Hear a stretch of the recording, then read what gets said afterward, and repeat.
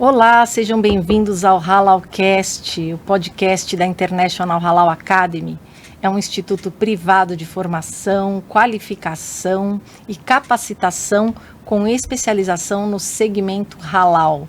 Meu nome é Cristina Tomás e antes de começar a apresentar os nossos convidados e o tema, eu já começo agradecendo às empresas que nos apoiam. A Fambras Halal, maior certificadora halal da América Latina, pioneira em certificação halal aqui no Brasil. A R1, o grupo R1, né?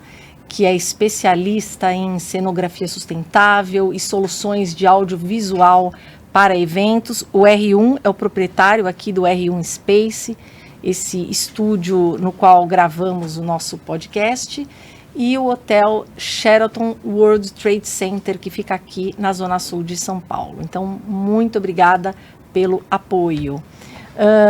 Hoje nós vamos apresentar um case de sucesso que é bastante interessante, porque nós vamos falar de uma empresa brasileira, jovem, que atua no segmento de carnes nobres e é 100% halal. E quem vai falar sobre essa empresa, na verdade, é o Frederico Campos. Ele é diretor-geral de operações da Cara Preta. Obrigada, Frederico, por você estar aqui com a gente hoje. Cristina, muito obrigado pelo convite. É um prazer estar com vocês aqui, falando um pouquinho do nosso projeto, falando um pouquinho de halal. Muito obrigado pelo convite. Que bom. E também estamos aqui com o Dr. Ali Zogby, ele é vice-presidente da Fambras Halal. Muito obrigada, vai colaborar aqui com a gente. Muito obrigada por vocês estarem aqui. Eu que agradeço também imensamente e a presença aqui do Frederico, a Cristina sempre conduzindo esse programa que está fazendo já muito sucesso, né? A respeito de um segmento tão importante para nós que é o halal. Sim, sem dúvida, muito obrigada. Frederico, então para começar, por favor, fale aqui para a gente quem é a Cara Preta, com que objetivo nasceu essa empresa, quando, quais são os diferenciais. A Cara Preta é um projeto novo, é um projeto que vai fazer 5 anos esse ano e foi um projeto planejado, né? É um projeto que a missão da empresa, por que a Cara Preta existe? Para levar os consumidores de todo mundo, então a gente pensa na exportação, as melhores proteínas de origem animal, melhores, o foco é sempre em qualidade. Com ESG, é um dos projetos mais sustentáveis do Brasil, com regularidade, então a gente tem um sistema de produção que não falta produto para os nossos clientes, e padronização, então a gente tem um sistema produtivo que os produtos têm um padrão muito maior do que o da concorrência. E a empresa, ela coroa tudo isso, né, com a certificação halal, né, junto com a Fambras, para poder ter realmente essa qualidade, né, que aí vamos falar um pouquinho da parte de rastreabilidade, todos esses pontos aí. Sim, vocês estão em Minas, né? A empresa é uma empresa mineira, né, mas de Minas para o mundo. Hoje estamos exportando para 21 países. Sim, a gente também vai falar sobre isso. Agora sim, chama muito atenção uma empresa brasileira ser 100% halal. Vocês já nasceram com essa intenção de atender o mercado islâmico, de buscar essa certificação? Foi um projeto planejado, desde o início a gente tinha essa intenção, né? O mercado muçulmano não é o futuro, é o presente. Nós estamos falando de 2 bilhões de pessoas, né? 1/4 da população e que cresce acima da média, né? Então, assim, é um mercado que nós temos focado muito, né? E temos orgulho de estar presente nesse mercado. Sim, o senhor sempre fala, né, doutor Ali, do crescimento da população muçulmana. A população muçulmana é 1/4 da população da Terra, né? Em 2060, será 1/3. Nós estamos falando que 1 em cada 3 habitantes da Terra professará o Islã. Em 2100, as estimativas é 1 em cada 2 habitantes da Terra. Impressionante. Então, nós estamos imaginando aí que esse globo será dividido entre muçulmanos que professam o Islã e que professam outras religiões. A ideia é sempre quando a gente dissemina o conhecimento acerca do halal, que esse programa faz muito bem, e acerca do Islã, é realmente estabelecer um processo de harmonia com o entendimento que o Islã ele respeita as diferenças e que essa relação seja muito positiva para toda a humanidade. Sim, sem dúvida. Você falou, né, Frederico, vocês exportam para 21 países, né, e muitos deles do Oriente Médio, até dei uma olhadinha aí. E o que vocês mais vendem para esses países? O que esse comércio representa para vocês hoje? Hoje, atualmente, nós estamos exportando cerca de 10% da nossa produção e temos exportado praticamente todos os cortes. Então, Denver Steak, filé mignon, assado de tiras, tomahawk. Então, praticamente todos os cortes produzidos nós temos exportados, inclusive a nossa linha de industrializados. Industrializados, acho que é o hambúrguer, o hambúrguer, né, e a linguiça, perfeito. O hambúrguer e a linguiça, né? Então tem crescido bem. Esse é o que o Dr. Ali falou, né? É o presente e o futuro, né? Não tem retorno. Então é um mercado muito promissor, né? É a realidade e vai cada vez mais. Nós vamos aumentar cada vez mais o nosso foco e a nossa exportação para o mercado muçulmano. Vocês fazem algum esforço comercial nesse sentido? Pesquisam esses mercados? Nós temos, né, o time comercial nosso, né, mas um mercado muito forte, né, e o principal marketing nosso é o produto. Então, sim. O produto da recompra. Então, uma vez vendido, o cliente gosta, acaba comprando, aumenta a produção, a pessoa come e gosta também. Então, a gente costuma brincar com o melhor marketing é a qualidade. Sem dúvida. Doutora Ali, assim, como vocês, como certificadora, veem um case como esse, né, uma empresa nacional nasce, né, jovem, 5 anos de mercado, ela já nasce 100% halal. Como é que vocês veem isso? Como certificadora, com muita satisfação, né? Então, a gente imagina e sabe, tem convicção da Cara Preta com conceitos dos mais nobres e importantes dentro daquilo que a gente denomina halal. Então, para nós ter a Cara Preta como uma empresa certificada, primeiro, isso gera muita tranquilidade, que a gente sabe que os processos, os procedimentos, o compromisso, a natureza daquilo que eles fazem desde sua origem, elas estão em total sinergia com aquilo que nós apregoamos acerca do halal, né? E aí é muito abrangente, não é só a produção de qualidade, né? A gente vê como o lidar, por exemplo, com as pessoas que produzem, a preocupação, por exemplo, eu acho que talvez vá se falar sobre isso, a preocupação com as estruturas educacionais dessas pessoas que trabalham na estrutura. Hoje a preocupação com o meio ambiente, ela vai além daquilo que as empresas estão fazendo, porque existe um projeto muito interessante que vai impactar nas questões mesmo de carbono e essas questões hoje que são evidentes e devem ser enfrentadas aí por todas as pessoas de bem, eu diria, e todo ser humano que vive nessa terra tem que ter isso como meta. Mas o que é interessante essa fala, como é que você aborda, né, o consumidor, se algum trabalho... Sim.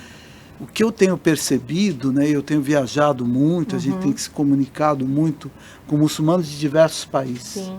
Como disse também, é uma população onde as tradições culturais são muito diferentes. Um muçulmano da Indonésia, que tem mais de 170 dialetos, influência de diversos países na sua formação, questões culturais que antecedem até o Islã, é o maior país muçulmano do mundo, você tem 277 milhões de habitantes. Esse é um consumidor diferente, por exemplo, do consumidor da Península Arábica. E uma coisa que a gente está percebendo é que quando eles saboreiam a carne da Cara Preta, que há uma unanimidade. Eles realmente entendem, né? A questão do sabor, a questão da qualidade, ela se impõe e ela uniformiza esse sentimento agradável de sabor. Além, como temos dito muito em outros programas, que é um consumidor exigente. Hoje, ele está começando a observar com mais rigor todo o processo de rastreabilidade, o que essa empresa fez para produzir, se ela preservou o meio ambiente, portanto, halal, se ela tem trabalho, não tem trabalho análogo à escravidão, o bem-estar animal e tudo aquilo que representa o halal, tão bem, eu diria, veiculado por vocês aqui.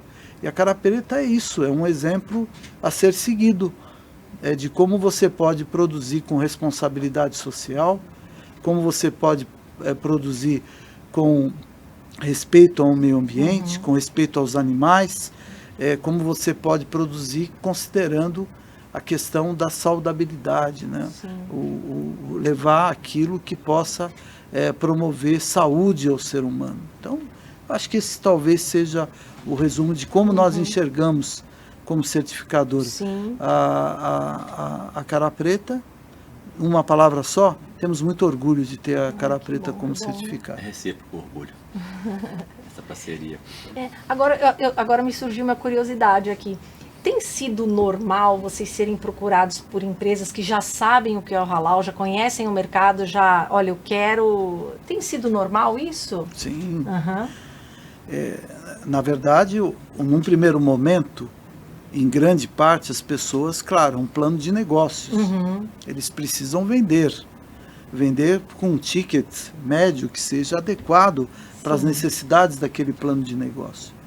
Só que agora a coisa ficou um pouco mais seletiva, né? Se eu posso consumir com uma mesma certificação halal de alguém que vai agregar mais valor aos meus conceitos, mais valor à minha saúde, do que a outra que também tem certificado halal, num padrão mais básico, eu vou procurar aquela que está agregando mais valor. É disso que se trata hoje, dessas que nos procuram para poder se estabelecer. O que eu vejo com muito bons olhos é que é uma preocupação geral. Né?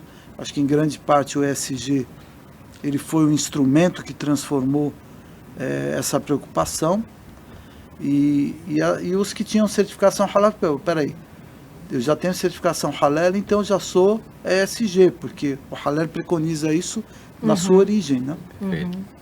Sim.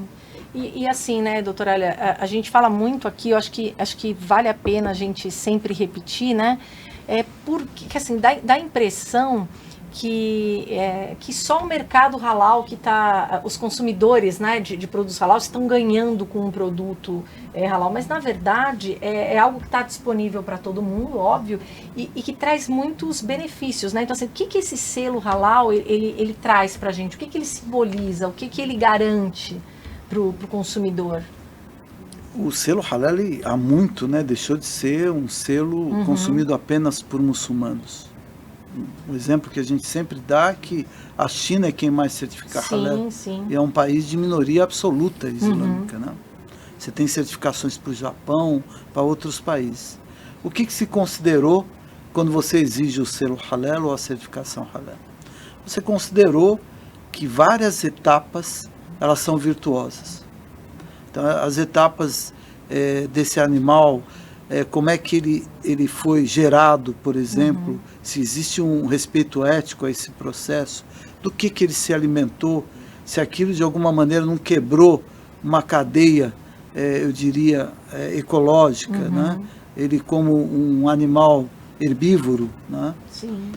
Se efetivamente o meio ambiente ele não foi prejudicado, se o trabalho foi análogo à escravidão, não pode ser considerado halal, se ele tem todos os certificados de que isso está acontecendo, se efetivamente todo o translado, a logística, ela teve como premissa o bem-estar desse animal, a ideia é que o animal não esteja estressado, apesar de ele estar indo para um abate, né? E de uma maneira também que esse abate seja o menos doloroso possível para esse animal, é o que preconiza o processo de abate halal. Então, o que a gente está percebendo é que é um selo universal, é algo que veio da tradição islâmica, tradição religiosa, como outras contribuições que vieram de tradição religiosa, da tradição judaica, da tradição cristã, enfim, e que acabaram sendo incorporadas pelo mundo para o bem-estar da humanidade. E é assim que eu estou vendo o halal chegando e tomando esse espaço para se transformar então num selo universal, onde a origem religiosa já não está fazendo tanta importância assim, mas simplesmente o bem-estar do ser humano é que se coloca à frente. Sim, sem dúvida. Frederico, tem uma questão que a gente já conversou várias vezes aqui, quando a gente está pensando nas pautas, e o Dr. Ali também pode contribuir, a gente fala muito do mercado interno. Então, se sua produção é 100% halal, o que você vende aqui é halal também. Halal. Então, eu vou te fazer duas perguntas. Primeiro, os muçulmanos brasileiros sabem disso? Que a cara preta é halal? Vocês fazem algum trabalho de comunicação com esse público para dizer, aqui tem... Sabem disso, né? Nós colocamos, né, o logo da certificação em todas as embalagens nossas, né? Justamente para o consumidor poder identificar. E aquele selo ali, igual o Dr. Ali comentou, né? Ele vai traduzir toda essa parte de qualidade, toda essa parte de respeito ao meio ambiente, toda essa parte que é uma empresa socialmente justa. Então, com certeza, hoje a Cara Preta, ela tem feito uma divulgação, né? Buscado esses consumidores, né, de forma bem ativa. Que eu imagino que deva ser uma carência, né, doutora Alice, no mercado interno, produtos halal, porque devem existir pessoas da comunidade que gostariam, né, de ter acesso a mais produtos halal, enfim. Realmente, hoje menos, antes mais. Havia eu diria, até uma preocupação de imagem do produto, porque não havia essa visão positiva com relação ao halal. Então havia até a preocupação da empresa, não vou colocar o selo. Era uma visão preconceituosa e equivocada. E que estava ligado à questão islâmica. Então a questão islâmica, ela vinha numa visão, numa narrativa totalmente injusta e inadequada, e que a gente tenta desconstruir sempre, né, por parte da mídia, da indústria de entretenimento, de outras estruturas também. Mas hoje não. Hoje há eu diria, uma disseminação do conceito. Então, muçulmanos e não muçulmanos, eles têm procurado, e quando procuram, né, existe ainda uma dificuldade muito grande de se encontrar produto halal, né? E a gente procura, então, da nossa parte, né, colocar, informar através das mídias sociais. Você tem influencers, pessoas que da comunidade muçulmana, dizer, olha, tá aqui um exemplo, a Cara Preta. Então, quando você estiver consumindo esse produto aqui, ela é 100% halal. Então, tudo que sai da Cara Preta é halal. Você vai ver o selo ali e você pode consumir com tranquilidade. E, de outra parte, outros frigoríficos também estão começando a fazer isso. Estão começando a perceber algumas lojas comerciais que trabalham já com halal, né? E nesse halal eles trazem cortes, por exemplo, ou nobres ou não, né? E então nós estamos percebendo realmente com muita felicidade a disseminação do conceito halal, e a gente consegue começar a achar com mais frequência os produtos.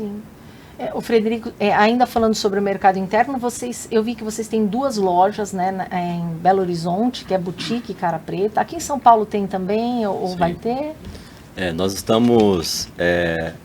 Hoje a empresa é muito forte no mercado B2B, né? Então nas principais casas de carne nós temos produtos, nas principais redes de varejo também temos produtos. E a grande meta nossa esse ano é aproximar mais do consumidor final, o mercado B2C. Né? Então, nós estamos inaugurando agora em São Paulo uma nova loja, estamos inaugurando uma loja em Brasília, estamos inaugurando mais 2 lojas em Belo Horizonte, e vou dar um spoiler aqui agora, né? Estamos lançando agora nesse mês de julho uma nova plataforma de compra para que todos possam ter acesso aí aos nossos produtos, né, certificados halal, com várias promoções aí. Então agora em julho vamos ter esse lançamento aí do nosso novo site. Vai atender algumas praças específicas? Ou... Vamos atender principalmente a região sudeste. Sim.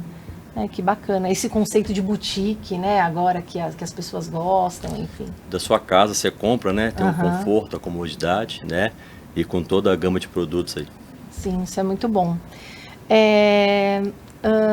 O que agora eu queria entrar nessa questão da sustentabilidade, né, que vocês já deram aí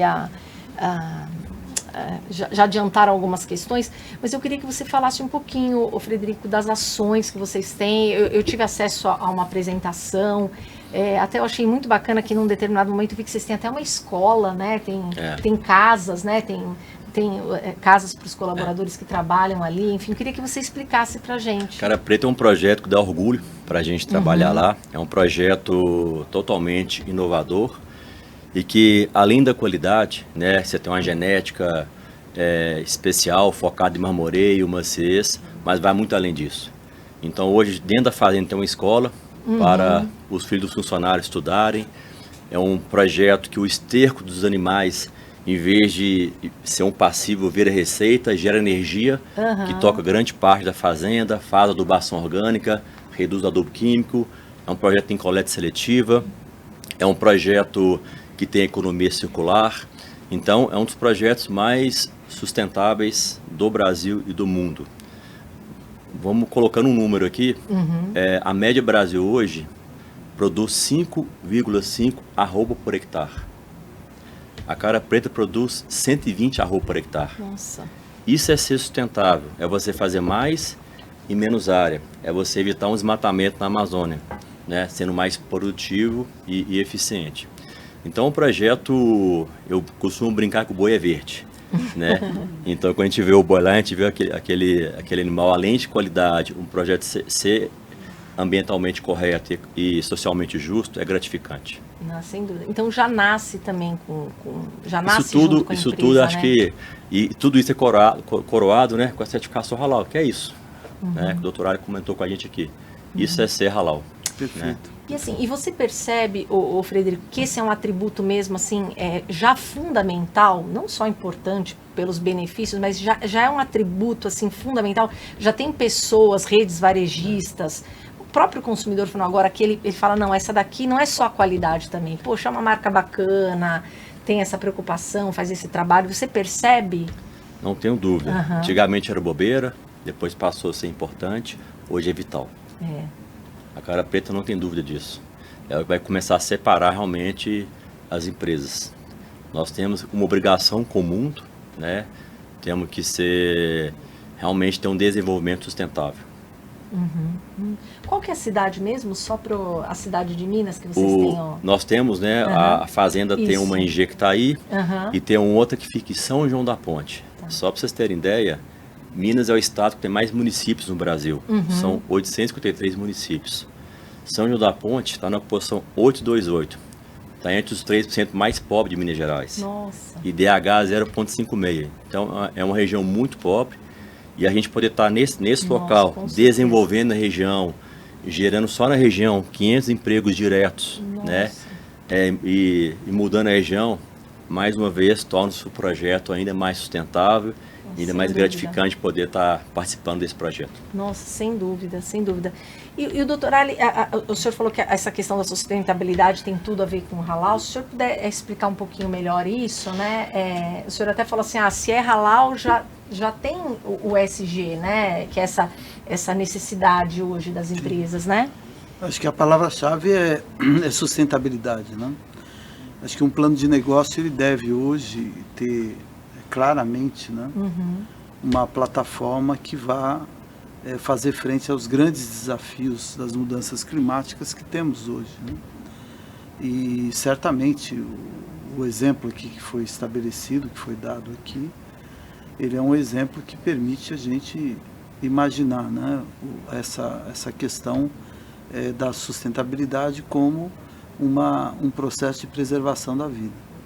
Se a gente partir do início do conceito islâmico, né, de que o ser humano é a criatura mais sagrada que existe dentro do processo de criação, e que onde ele vive, né, nos foi dado para que a gente pudesse também fazer com que essa preservação da vida do ser humano ela se perpetuasse. Esse é talvez a equação que nós temos que, do ponto de vista islâmico e de outras tradições religiosas, é que nós temos que fazer acontecer em toda e qualquer atividade humana, né? Então, quando a gente estabelece isso como uma premissa básica, a gente começa então a ter o entendimento de que para ser halal nós temos que respeitar essa premissa básica. Essa premissa básica, então, quando você vai lá avaliar, enquanto uma avaliação halal, um local onde se produz para alimentação humana, você considera então essas questões ligadas ao meio ambiente, ligadas à sustentabilidade. É muito mais complexo agora, né? Porque hoje as questões elas estão limites, né? Nós temos, por exemplo, não podemos fechar os olhos para o que aconteceu no estado do Rio Grande do Sul. Sim. Então não é algo, eu diria, que a gente pode colocar como uma conjectura, ou não é algo que nós podemos colocar como uma possibilidade, é uma fatalidade real nas nossas portas, um estado de grande estrutura, magnitude, atravessando um momento praticamente de destruição sem precedentes na história desse estado. Isso se deve, obviamente, em grande parte, né, a nós não termos essa visão de sustentabilidade, como, por exemplo, o exemplo que foi dado aqui agora. Então, o halal, ele tem como essa premissa básica a preservação da vida, e tudo que puder ser feito no sentido de que se reflita na preservação da vida, e aí a gente fala do ponto de vista do mundo, né, deve ser feito. Os modelos virtuosos que a gente tem percebido, né, e como esse que acabou de ser citado, são modelos que se estabelecem dentro daquilo que também a gente considera halal. Então vamos lá, esse é um modelo de sustentabilidade que está propiciando uma preservação da vida, ou a gente está propiciando uma utilização mais adequada do meio ambiente, e essa utilização mais adequada, então, ela é por si só considerada halal, né? Então, o que eu digo, quando nós avaliamos, né, um exemplo como da cara preta, nós certificamos halal, nós não estamos apenas avaliando e certificando halal, nós estamos também irradiando um modelo a ser feito pelos outros players que querem produzir alimento, né, em diversas regiões e locais. Então, eu entendo aqui que a cara preta ela está sendo uma referência nesse sentido, né? Achei muito interessante vocês trazerem eles para cá agora, né? Porque a sinergia com o halal é quase que total ali, e serve como uma base mesmo, um modelo para a gente poder levar como o que seria ideal, né, do ponto de vista de uma certificação halal. Então, certificação halal, esse é o degrau maior, esse é o degrau menor. Sim. Ok, a gente está falando de um degrau maior por tudo que foi colocado aqui. Sim, e até, o Frederico, eu imagino, vocês devem ter, inclusive, profissionais especializados, deve ter toda uma estrutura para fazer essa implantação, essa manutenção, e de repente até ampliar, né? Até para as pessoas saberem, né? Não é uma coisinha que você destina uma verba para fazer, né? Existem profissionais, existem estruturas, né? Acredito que vocês devam ter também lá. Cristina, com certeza, né? É a criação de uma cultura, né? Então tem que existir a cultura de cima para baixo, né? Como que tem que ser feito, tem que ter muito treinamento, capacitação, né? E quando a gente fala de pecuária, principalmente, né? Aquela cultura do vaqueiro, né? Maltratar o animal, isso é prejuízo, né? Porque o animal que é maltratado, que grita com o animal acaba se estressando, ficando doente, né? O vaqueiro antigo, né? Que eventualmente tocava o animal ali, maltratando o animal, batendo, isso matou o animal. Então tem que existir uma mudança de cultura, né? E isso é bem-estar animal, isso é resultado financeiro, né? Então, nós conseguimos, né, desde o início, impor a nossa cultura. Bem-estar animal é obrigação, né? Se um vaqueiro maltratar o animal, ele é desligado, né? Porque ele teve treinamento e ele sabe que não pode ser feito isso. Então, realmente é um trabalho de muito treinamento, acompanhamento, auditorias, né?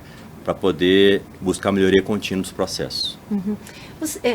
O doutor Ali falou também aqui, né, desse consumidor muçulmano, que é um consumidor jovem, parece que em 50% desse consumidor muçulmano é jovem. Essa necessidade, né, que o consumidor tem, não, eu quero a empresa que preserva, cultua o bem-estar animal, a questão do meio ambiente. O senhor acha que tem a ver com essa juventude, com essa cabeça nova, né, com o reconhecimento aí da importância desse animal, enfim? O senhor acha que tem alguma coisa... É interessante, né, porque as tecnologias modernas, né, de comunicação, elas possibilitaram, então, um conhecimento muito mais vasto, muito mais amplo de diversas questões. Especificamente com relação ao Islã, ele te dá um norte. Ele te dá um norte, por exemplo, para citar assim rapidamente, né? Em um determinado momento, no meio do deserto, num momento onde um grupo de pessoas estavam caminhando junto com o profeta, e ali naquele momento uma pessoa teve o trabalho de ir até um poço que era raro, tinham poucos poços ali de água, e em seu sapato encheu com um pouco d'água e deu para um cão, né? E aquilo então foi estabelecido, o que o profeta falou sobre aquilo, né? Ele disse, olha, a sua atitude é digna da entrada no paraíso. Aí se estabelece o bem-estar animal, em cima, claro, de atos e fatos, e de dizeres também, de escrituras ali, que é um norte. Ali você tem que seguir mais ou menos essa premissa, né? O estresse do animal, tudo que foi colocado aqui.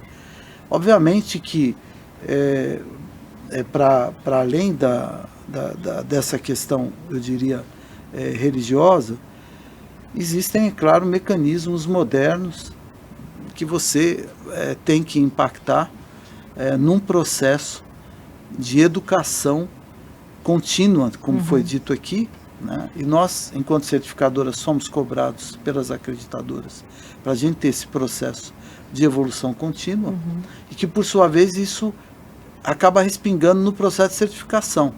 Então, em algum momento, quando você observa, né, a responsabilidade social, você observa como que esse impacto no bem-estar animal se dá através de um instrumento que a empresa utiliza, né? Então você está lá preenchendo sua auditoria, aí você vai, essa empresa, ela qualificou o vaqueiro para ele ter uma consciência de não maltratar o animal. Ok, isso vem da nossa tradição religiosa, que o animal ele não pode ser estressado nem maltratado em todas as etapas, né? Mesmo que ele seja feito para o abate, né? E aí o que acontece? A gente percebe ali, então, essa junção que acaba repercutindo num processo de certificação mais adequado para a empresa em si, né? Sim.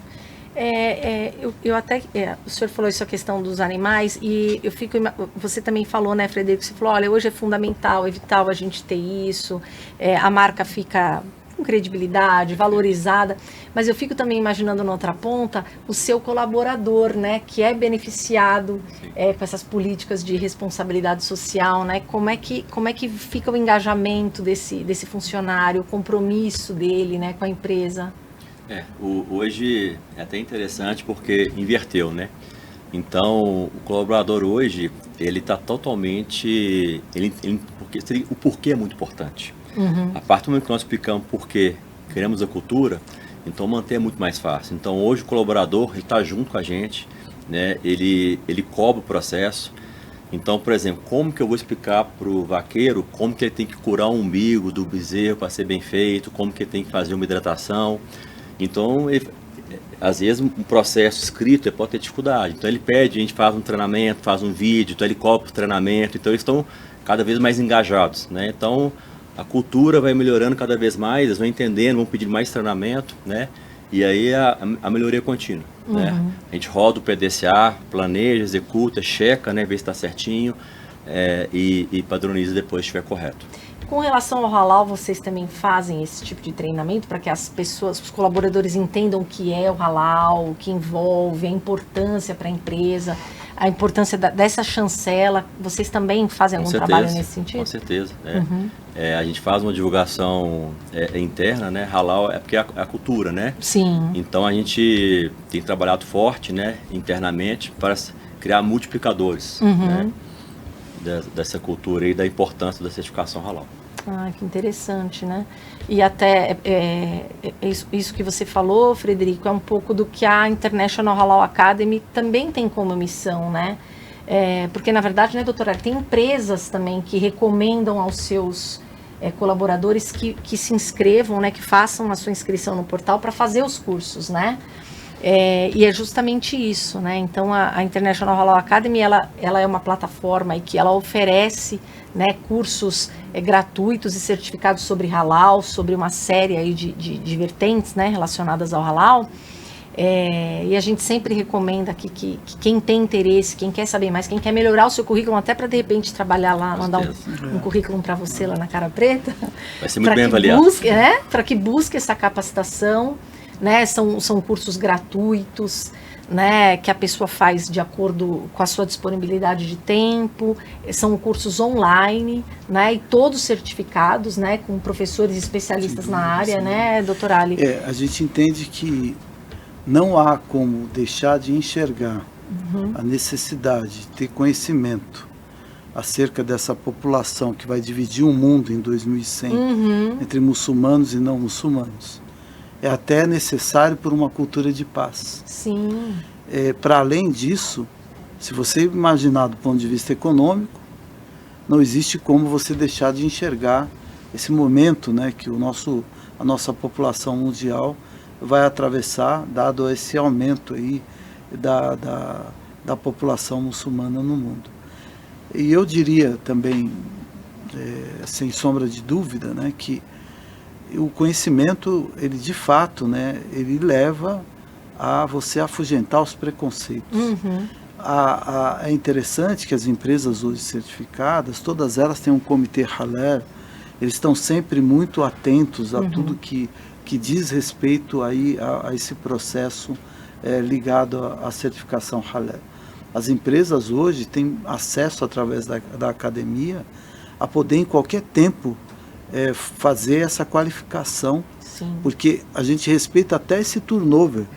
Às vezes as empresas têm um turnover, a saída de pessoas que já tenham sido qualificadas, e a gente considera aí a rotina, por exemplo, que existe dentro da empresa, e oferta então a possibilidade dessas empresas poderem qualificar ou o nosso último curso foi mais de 3.000 pessoas, pessoas aqui do Brasil, de fora do Brasil, e em que ele se levou então conhecimento acerca desse conceito halal. Para nós, o nosso compromisso, a Cara Preta tem uma missão que se estabeleceu na sua origem, né? Essa missão está diretamente vinculada à responsabilidade social, diretamente vinculada ao respeito ao consumidor, entre outros atributos tão importantes. Nós, enquanto instituição, a FAMBRAS, nós entendemos mesmo que temos aqui uma missão. E a missão é divulgar o halal como um estilo de vida. Sim. Né? E que o seu programa faz aqui também com muita propriedade. A academia citada aqui é um grande instrumento para isso. Porque ela tem hoje uma estrutura ultramoderna, são sistemas de ensino altamente desenvolvidos, considerando as dificuldades que você tem nas rotinas, principalmente das empresas. Ela surgiu num primeiro momento para atender as empresas. Sim. Então vamos atender as empresas, qualificar lá o funcionário de qualquer departamento para ele ter uma consciência da importância dessa certificação halal para a empresa em si. Depois isso foi se estendendo. CNA pediu o curso, depois o Ministério das Relações Exteriores também um curso, OAB, universidades, enfim, acabou que sendo um movimento bastante robusto, né? Em poucos anos aí nós estamos atingindo uma marca de mais de 33 mil pessoas que se certificaram dentro desse processo. Então, é muito gratificante você ser uma certificadora de vanguarda, por exemplo. É muito gratificante você ter empresas certificadas que pactuam da mesma visão de mundo que nós temos aqui. E é muito gratificante você ter vários instrumentos facilitadores dentro desse processo. Eu diria que a academia hoje ela é um grande instrumento que facilita a compreensão e o sucesso, né, da certificação Halal nas empresas. E eu até de uma maneira assim, até bem prática, né, doutora, eu acho que é você se preparar para um nicho aí de mercado, né? O Frederico acabou de falar, quem mandar currículo para ele... quem mandar currículo para ele vai ser bem avaliado, né? Já deu aqui a dica. Com certeza, mas assim, eu falo nicho assim, em termos da especificidade, não do tamanho, porque o tamanho eu acho que muitas pessoas não têm noção, né? E assim, e eu sempre falo aqui das marcas envolvidas, são marcas renomadíssimas, né? Que estão aí. Vocês são jovens e já tem aí, poxa, atendendo 21 países, né? Com todo esse projeto, mas assim, existem marcas ultra renomadas. Então, às vezes as pessoas não têm noção que se ele fizer essa qualificação, ele está apto para trabalhar numa empresa dessa, num comitê, enfim, numa atividade diretamente ligada, né? Um dado simples, 50% das exportações de proteína animal feitas pelo Brasil vai para o mercado islâmico. Sim. 50%. Existem grandes empresas, talvez das maiores do mundo, na área de alimentos, que se cessasse esse mercado, ele teria sérias dificuldades de sobrevivência mesmo. A gente fala de números de 1.700.000 empregos diretos e indiretos aqui no Brasil. Nós estamos falando de uma balança de produtos muçulmanos que é a terceira maior, China, Estados Unidos, e depois vem o mercado islâmico. Estamos falando de 24 bilhões de dólares, que é o que levou o Brasil a um dos maiores cases de sucesso. É o primeiro produtor exportador mundial de proteína animal halal, né? Então, portanto, o Brasil já é um case de sucesso. Sem dúvida. A que se deve isso? Se deve, claro, eu acho que em grande parte nós, enquanto certificadora, que criamos esse conceito e entendemos que o Brasil poderia ser esse fornecedor, a iniciativa privada, as empresas que se adequaram, se adaptaram a gostos e padrões e evoluíram equipamentos, ao agronegócio, que hoje ele é consolidado como uma estrutura de ponta no mundo, né? Ao poder público, vários ministros da agricultura que passaram durante todas essas décadas, eles entenderam a importância desse mercado e apostaram. Já visitam esses países, Hoje você chama as plantas, elas têm um CIF, Serviço de Inspeção Federal, né? Acho que é Perfeito. Esse CIF, ele tem uma pessoa do Ministério da Agricultura dentro do CIF. E avaliando a questão do acordo que tem, por exemplo, com a Arábia Saudita, com os Emirados, com outros mercados. Então há uma junção eu diria, de stakeholders, né? de players aí internos, que estabeleceram esse processo de muito sucesso aqui no Brasil. Que também a gente tem que preservá-lo, não? Acho que, acima de tudo, nós todos aqui temos que ter um entendimento dessa dimensão e criar mecanismos até para preservar cada vez mais esse mercado. E as oportunidades também, né, doutora Alia? O Dr. Mohamed esteve num evento recentemente lá na Bahia para falar sobre a questão dos caprinos, dos ovinos, né? E aí até numa pesquisa eu vi que, por exemplo, o Egito já falou que, se tiver, pode mandar. Acho que tem um outro país também, agora eu não vou me recordar, mas, ou seja, existe a demanda, né? Sim. Eles querem, né? Essa relação que está aí aberta, ela também abre outras possibilidades. Aqui foi citado que um dos locais onde eles se estabeleceram, ele tem um impacto social gigantesco para uma população de IDH muito baixo. Certeza que a Cara Preta ela tem proporcionado uma evolução desse IDH na medida em que faz um trabalho digno, né? Que dignifica o ser humano através do seu trabalho.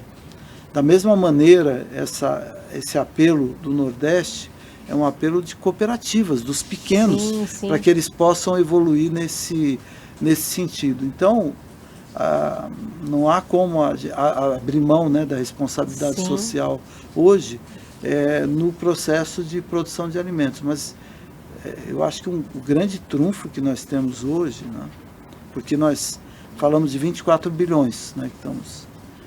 Só que alimento halal, ele representa 1 trilhão e 238 bilhões de dólares. Muito dinheiro. Nós ainda não atingimos o patamar que nós podemos atingir dentro desse mercado. Sem dúvida. Né? E aí é uma série de ações, iniciativas. O que eu percebo é que parece que estamos acordando para esse mercado ainda. Você percebe a Apex, que no passado ela não investia, não enxergava. Hoje não. Hoje você tem o halal sendo divulgado lá fora, você tem os vídeos sendo passados, você pega grandes feiras. O Brasil faz questão de mostrar que tem essa possibilidade aí de abranger muito mais esses mercados. Né? Mercados antes que era impossível a gente imaginar, hoje estão se abrindo. No caso da Indonésia, por exemplo. Foram décadas ali de a gente tentar abrir, conseguiu se abrir alguma cota agora, carne bovina, né? E a gente percebe aí as oportunidades são enormes. Né? Se você imaginar países como a Nigéria, o qual praticamente nós não... Nigéria, dos 200 milhões, 100 e poucos milhões são muçulmanos. Sim. É estranho falar de milhões, mas se você pegar a Índia, é mais de 200 milhões de muçulmanos. É minoria, mas uma minoria de 200 milhões. Significativa. Sem dúvida. Se você falar da França, 10% da população francesa são muçulmanos. Sim.